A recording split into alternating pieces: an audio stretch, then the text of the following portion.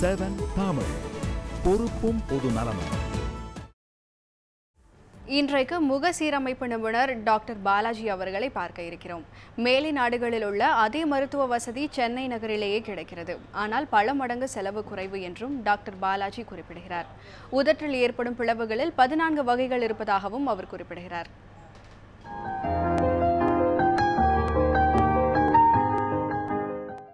News 7 Tamil தொலைக்காட்சி நேயர்களுக்கு இனிய பொங்கல் நல்வாழ்த்துக்கள்.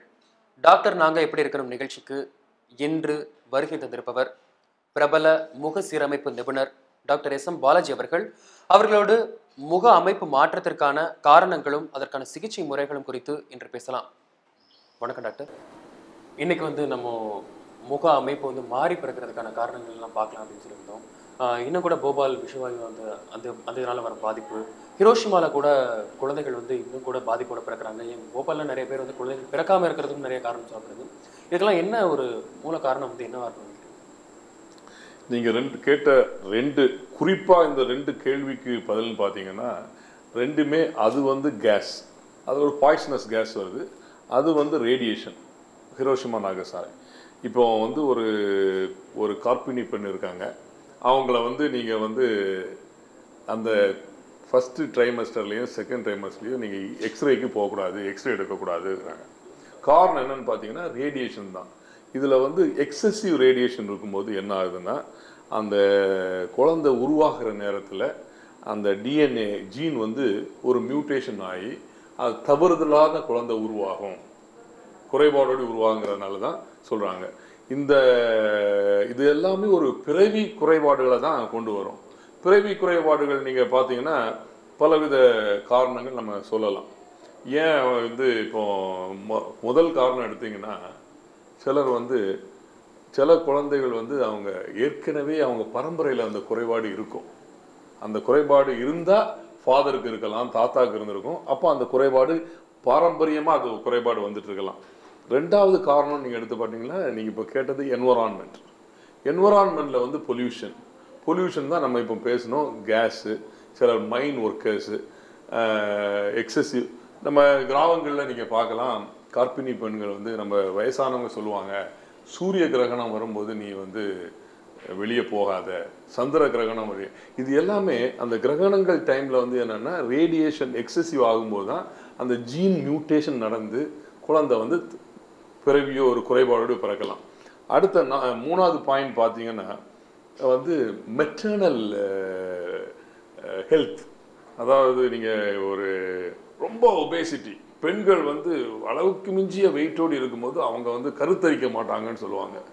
அடுத்தால பார்த்தீங்கன்னா பெண்கள் ஸ்மோக் பண்ணுறது, ஆல்கஹால் கன்சம்ஷன், இதெல்லாம் பெரிய தவறு. இதனால இந்த மாதிரி குறைபாடோடு குழந்தை பிறக்கலாம். அடுத்தால பார்த்தீங்கன்னா இவங்க சில பெண்கள் கருத்தடை மாத்திரை சாப்பிட்டுட்டு இருப்பாங்க. அதாவது குழந்தை உருவானதுக்கு அப்புறம் கருத்தடை மாத்திரை சாப்பிட்டுட்டு இருப்பாங்க.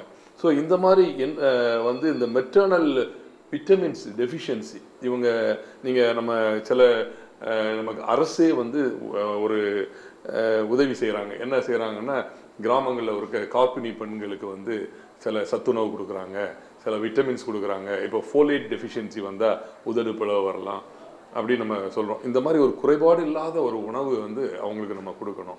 4வது ஃபேக்டர் தான் ஒரு காம்ப்ரிஹென்சிவ் ஃபேக்டர். இதில் கம்ப்ளீட்டாக ஜெனட்டிக்.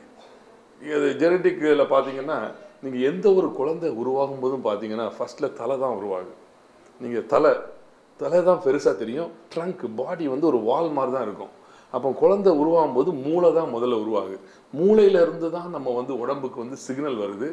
இப்போ இந்த குழந்தையை இவங்க அப்பா மாதிரி உருவாக்கு அப்படின்னு மூளை தான் உங்களுக்கு சிக்னல் அனுப்புது.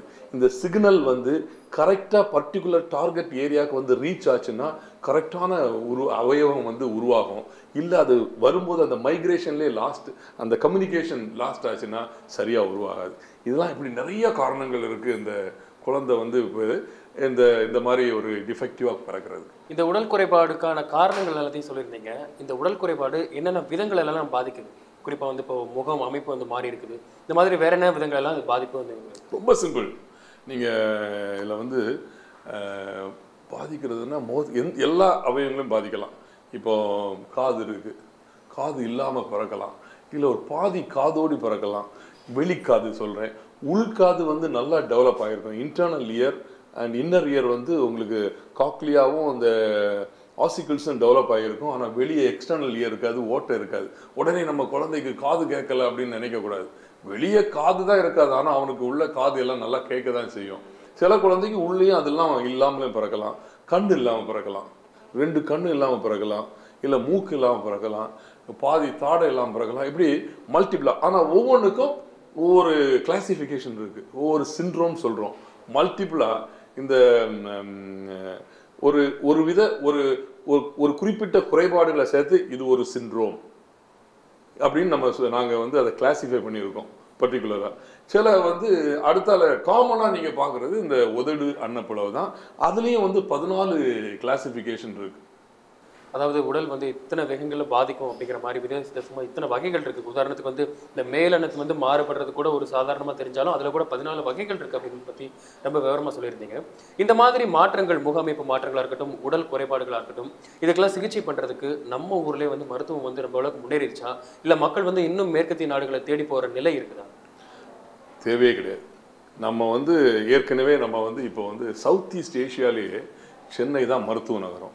இந்தியாவில் பார்த்தீங்கன்னா இப்போ எங்களுக்கு வந்து அதிகமாக வரக்கூடிய இந்த மாதிரி அறுவை சிகிச்சைக்கு வராங்க. இந்தியாவில் வந்து நான் நார்த் ஈஸ்ட்லேருந்து அவ்வளோ பேஷண்ட்ஸ் இங்கே வராங்க. கல்கட்டா அந்த சைட்லேருந்து நிறைய பேர் வராங்க. வட இந்தியாவிலேருந்து எல்லாருமே இங்கே தான் வராங்க. என்னன்னு பார்த்தீங்கன்னா நம்மகிட்டே எல்லா ஃபெசிலிட்டியும் இருக்குது. சிகிச்சை முறையில் குறிப்பாக இந்தியா, இன்னும் போனால் சென்னை வந்து சிகிச்சை முறையில் ஏதாவது மாற்றங்கள் ஒரு வித்தியாசமாக வேறுபட்டு இருக்கா? தனித்துவம் இருக்கா? தனித்துவமே செலவு குறைவு. அதுதான் ஒரே பாயிண்ட். ஏன் இன்னைக்கு வந்து பல நாட்டிலிருந்து மக்கள் வந்து இங்கே அறுவை சிகிச்சை, இந்த மாதிரி ஒரு காம்ப்ளிகேட்டட் அறுவை சிகிச்சைக்கு வராங்கன்னா, நம்ம நாட்டில் சென்னையில் 1-1.5 லட்சம் ரூபா செலவாகிற ஒரு அறுவை சிகிச்சையை அவன் வந்து இதே இது அமெரிக்காவுக்கு போனான்னா 70 லட்சம் கொடுக்கணும். கொடுத்தா தான் அந்த அறுவை சிகிச்சை செய்ய முடியும். அதனால தான் பல மக்கள் வந்து வசதி உள்ளவங்க, வேறு நாட்டுக்காரங்க, சவுத் ஈஸ்ட் ஏஷியாவில் உள்ளவங்க, இல்லை இலங்கையில் இருக்காங்களோ, இல்லை நேபாளில் இருக்கவங்களோ, இல்லை இந்த இந்தோனேஷியாவில் இருக்காங்க, இல்லை மலேசியாவில் இருக்கவங்க, அங்கே போகாமல் எல்லாருமே நம்மளை தேடி வராங்க. இன்னும் கூட நம்ம சிகிச்சை முறைகளில் வந்து ஒரு பிரத்யேகம், இங்கே உள்ள ஒரு தனித்துவம் வந்து ப்ரைஸ் கம்மி அப்படின்னு சொல்லியிருந்தீங்க. நம்மளுடைய முறைகள் வந்து சில மாற்றங்கள் இருக்குது அப்படின்னு சொல்லியிருந்தீங்க. பல நாடுகள்ல இருந்து இங்கே தேடி வந்துட்டு இருக்காங்க. இந்த ஒரு சமயத்தில் ஒரு குறிப்பாக அந்த முகத்தை வந்து நம்ம இப்போ ஒரு எக்ஸாம்பிள் எடுத்துக்கலாம். இந்த இடத்துல வந்து ஒரு சின்ன மாற்றங்கள் இருக்குது. அந்த மாற்றங்கள் கண்களை வந்து பாதிக்குமா? சில நேரங்கள் இப்போ நீங்கள் சொல்லியிருந்தீங்க காது மடல் வந்து இந்த இடம் இல்லாமல் இருந்தால் கூட அவங்களுக்கு வந்து காது கேட்கும் அப்படின்னு சொல்லியிருந்தீங்க. கண் பகுதி வந்து கிட்டத்தட்ட உள்ளே போயிருந்தாலும் என்னமோ அவங்களுக்கு வந்து பார்வை திறன் வந்து எந்த அளவு இருக்குது? அதாவது பார்வை திறன் சிலருக்கு நல்லா இருக்கும், சிலருக்கு கண்ணே இல்லாமல் இருக்கும், சிலருக்கு ஆப்டிக் அட்ரோஃபி இருக்கும். அதாவது இந்த மாதிரி குறைபாடுகள் வந்து பலவித குறைபாடு இருக்குது. இப்போ கண்ணு ஆப்டிக் நர்வ் கம்ப்ரெஷன் இல்லை வந்து காது இல்லாமலாம் பிறக்கிறதுனா பார்த்தீங்கன்னா, குழந்தை பிறந்த உடனே நீங்கள் குழந்தைக்கு இந்த ஒரு நாடி துடிப்புன்னு சொல்லுவாங்க பார்த்தீங்களா, இங்கே சாஃப்டாக இருக்கும். உச்சியில் கை வச்சு பார்த்தீங்கன்னா பிறந்த குழந்தைக்கு அப்படி துடிக்கிற மாதிரி தெரியும், பார்த்துருப்பீங்க. அதுக்கு பேர் ஆன்டீரியர் ஃப்ரான்டனேல் பேர். குழந்தை வளர வளர அந்த மூளை கொஞ்சம் பெருசாக ஆக அந்த எலும்பும் பெருசாகணும். அந்த குழந்தை 1 வயசு தாண்டும் போது பார்த்தீங்கன்னா ஸ்லோவாக மூடிட்டே வரும். இந்த எலும்புகள் வந்து கூடிடக்கூடாது. பிறக்கும் போதே அது கல் மாதிரி அந்த எலும்பு ஆகி பிறந்ததுன்னா அந்த மூளை எக்ஸ்பேண்ட் ஆகாது. அப்போ அந்த குழந்தையோட மூளை வளர்ச்சி பாதிக்கப்படும்.